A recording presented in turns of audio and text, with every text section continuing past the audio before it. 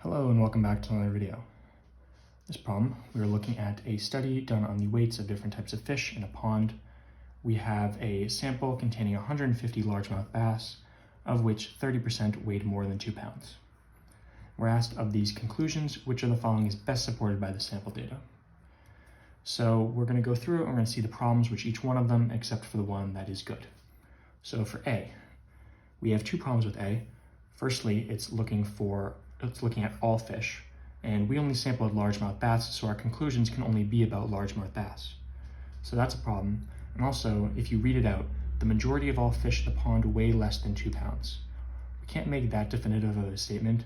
We could say we would expect the majority to weigh less than 2 pounds, but we can't say that it does weigh less than 2 pounds. So A is out. B has a similar problem. It says the average weight of all fish. Again, we can't do all fish. We can only talk about largemouth bass, so B is out. And also, we wouldn't expect the average weight to be approximately 2 pounds. If 30% weighs more and 70% weighs less, we would expect it to be a lower amount than that, because only 30% is more. Unless there's a weird distribution, we would expect the weight to be less. So C, approximately 30% of all fish in the pond weigh more than 2 pounds. This one's getting a little bit closer to what we'd expect, but again, you can't make a statement about all fish. We have to be talking about only largemouth bass, which D does, which is a good start, but we have to make sure there's nothing else wrong with it. It says approximately 30% of all largemouth bass in the pond weigh more than 2 pounds.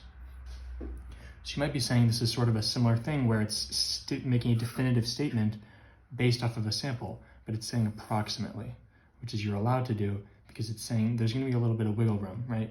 We would think that there's going to be 30% based off of our data, but we aren't sure.